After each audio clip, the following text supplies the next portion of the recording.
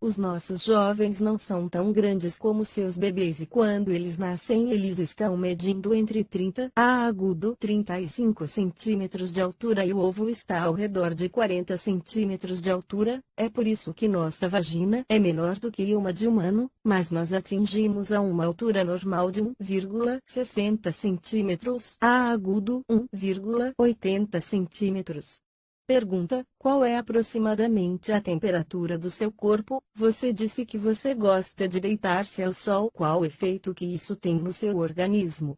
Resposta: nós não somos mamíferos e como répteis nossa temperatura do corpo depende da temperatura que nos cerca.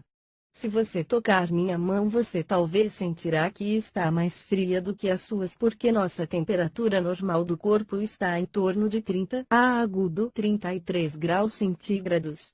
Se nós nos sentarmos no sol, especialmente despidos e com nossa fila de pequenas placas nas costas voltados para o sol, nossa temperatura do corpo pode aumentar de 8 ou 9 graus centígrados dentro de alguns minutos.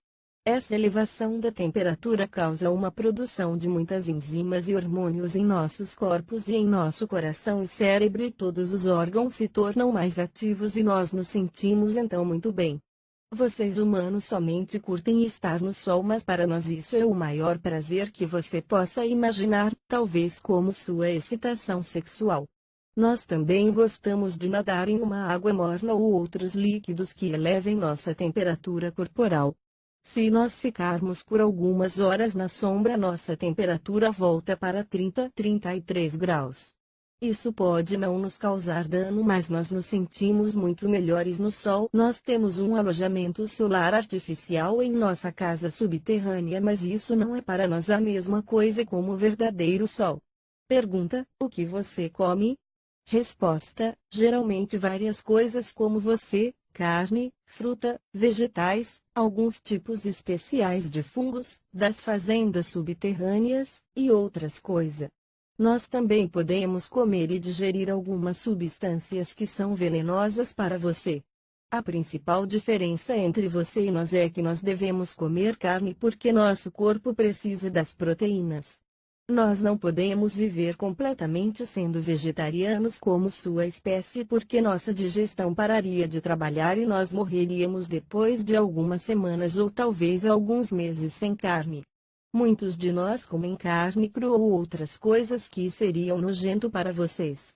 Pessoalmente eu prefiro carne cozida e frutas como maçã ou laranjas. Pergunta: você pode me dizer alguma coisa sobre a história da evolução natural da sua espécie? Que idade tem sua espécie? Vocês evoluíram dos répteis primitivos como a espécie humana evoluiu dos macacos? Resposta: isso é uma história muito longa e complexa e certamente inacreditável para você, mas é a verdade. Eu tentarei explicar isso num resumo. Por volta de 65 milhões de anos atrás, muitos dos nossos ancestrais atrasados da raça do dinossauro morreram em um grande cataclismo global. A razão para essa destruição não foi um desastre natural causado por um impacto de um asteroide como seus cientistas falsamente acreditam, mas uma guerra entre dois grupos aliens inimigos que ocorreu principalmente na órbita e na alta atmosfera do seu planeta. De acordo com o nosso restrito conhecimento sobre o início desta guerra global é que ela foi a primeira guerra alien do planeta Terra, mas esta guerra definitivamente não foi a última, e uma guerra futura está vindo em breve. Enquanto isso, uma guerra fria, como você a chama, está ocorrendo entre grupos aliens há 73 anos no seu planeta. Os adversários nessa guerra de 65 milhões de anos foram duas raças aliens superiores cujos ambos nomes novamente são impronunciáveis para suas línguas. Eu sou capaz de dizê-las, mas isto machucaria seus ouvidos se eu dissesse em seus modos originais. Uma raça era humanoide como a sua espécie, mas muito antiga, e era deste universo de um sistema solar na constelação da estrela que vocês chamam hoje em seus mapas de Procyon. A outra espécie nós quase não sabemos tanto e foi uma espécie reptiliana, mas eles não têm nada a ver com a nossa própria espécie porque nós evoluímos dos saurianos locais sem influência exterior, exceto a manipulação bem-sucedida de nossos próprios genes por nós. Falarei sobre isto mais tarde. A espécie reptiliana superior não veio deste universo de um. Bem como eu explicarei isto para você.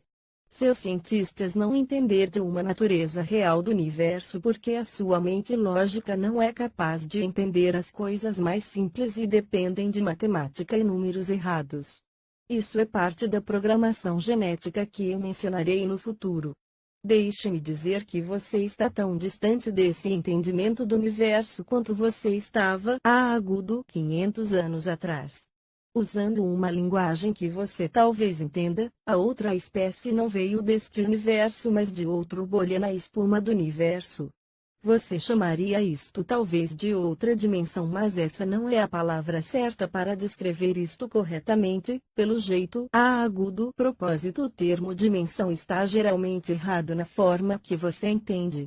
O fato que você deveria se lembrar é que as espécies avançadas são capazes de caminhar entre bolhas pelo uso do, como você chamaria isto, tecnologia avançada e às vezes de modo especial somente pelo uso de sua mente. Minha própria espécie também tem avançadas habilidades mentais em comparação à sua espécie, mas nós não somos capazes de fazer a mudança de fios de matérias para as bolhas, mas outras espécies ativas nesse planeta são capazes. Isso parece para você como mágica, como isto foi para seus ancestrais.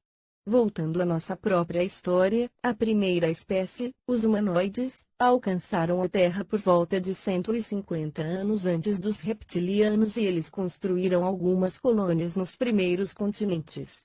Havia uma grande colônia no continente que você chama hoje de Antártica e uma outra no continente que você chama hoje de Ásia. Essas pessoas viviam juntas no planeta com a espécie de animais saurianos e sem problemas.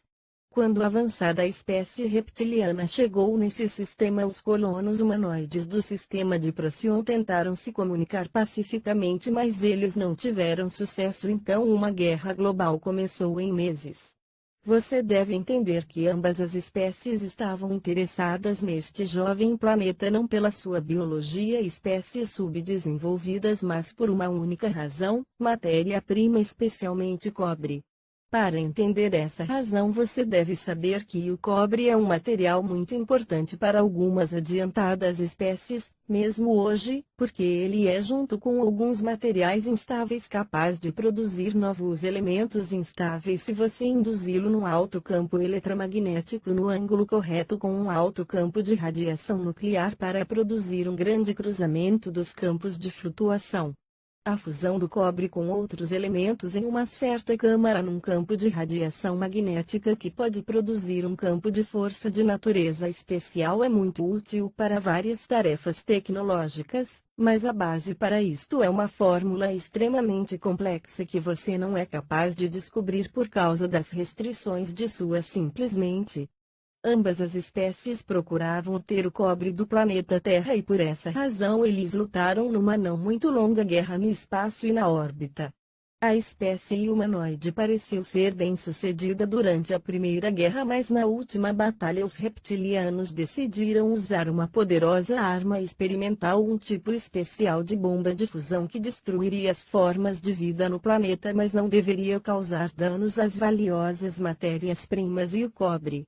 A bomba foi lançada do espaço e detonada em um ponto de seu planeta que você chama hoje de América Central. Como ela detonou no oceano, produziu uma imprevisível fusão com hidrogênio e o efeito foi muito mais forte do que os reptilianos esperavam. Uma radiação mortal, uma superprodução da fusão sobre o oxigênio com uma chuva radioativa de diferentes elementos e um inverno nuclear de quase 200 anos foi o resultado da explosão da bomba. A maioria dos humanoides foram mortos e os reptilianos perderam o seu interesse no planeta depois de alguns anos por, até para nós, razões desconhecidas, talvez por causa da radiação. O planeta Terra estava sozinho novamente, os animais sobre a superfície morrendo. A propósito, um resultado da bomba de fusão foi a disputa de diferentes elementos e materiais gerados no processo incendiário. Um desses materiais foi o irídio, como uma evidência de um impacto de asteroide que matou os dinossauros. Isso não é verdade, mas como você saberia se é verdade ou não? Bem, a maioria dos dinossauros morreram, não todos na detonação, mas das coisas nocivas que vieram depois da guerra, especialmente na chuva radioativa do inverno nuclear. Quase todos os dinossauros e reptilianos foram mortos dentro dos próximos 20 anos. Alguns deles, especialmente aqueles nos oceanos, foram capazes de sobreviver pelos próximos 200 a 300 anos mesmo nesse mundo transformado, mas essas espécies também morreram porque o clima tinha mudado. O inverno nuclear terminou depois de 200 anos, mas estava mais frio sobre a Terra do que antes. Apesar do cataclismo, algumas espécies foram capazes de sobreviver, como peixes, como os tubarões, pássaros, pequenos mamíferos rastejantes, seus ancestrais, e vários répteis como crocodilos, e existia um tipo especial de um pequeno mais avançado dinossauro que desenvolveu-se junto com o último grande animal reptiliano, como as espécies que vocês chamam de tiranossauro. Esse novo réptil estava caminhando nas duas pernas e parecia um pouquinho com a sua reconstrução de um iguanodon. Originou nesta família, mas era menor, em torno de 1,50 altura, com algumas características de humanoides e uma mudança na estrutura óssea, um maior crânio e cérebro e uma mão com um dedo polegar que era capaz de agarrar as coisas. Um organismo e digestão diferentes, olhos avançados no meio da cabeça como seus olhos e, mais importante, com uma nova e melhor estrutura cerebral. Esse foi o nosso antepassado direto. Existem teorias que a radiação da bomba tomou parte nas mutações dos organismos dessa nova geração, mas isso não é comprovado.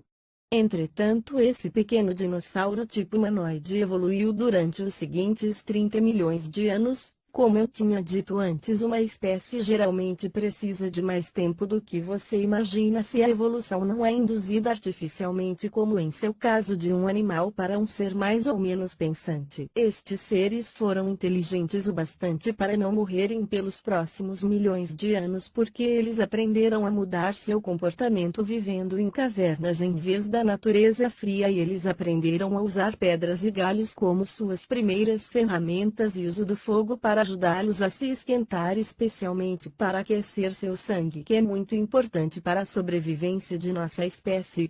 Durante os próximos 20 milhões de anos, estas espécies foram divididas pela natureza em 27 subespécies. Infelizmente, a anterior espécie e réptil estiveram propensas a se dividirem-se numa forma mais ou menos ilógica em subespécies durante o processo de evolução.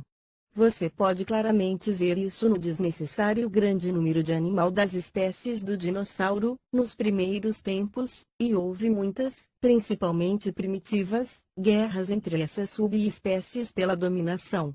Bem, a natureza não foi muito amigável para nós e até onde nós sabemos das 27 subespécies, 24 foram extintas nas primitivas guerras e na evolução porque seu organismo e mente não eram desenvolvidos o suficiente para sobreviver e, como principal razão, eles não foram capazes de mudar a temperatura de seu sangue na maneira correta se o clima mudasse. 50 milhões de anos depois da guerra e do fim dos dinossauros, somente 3, agora também tecnológicas, adiantadas espécies reptilianas estavam permanecendo nesse planeta junto com todos os outros pequenos animais.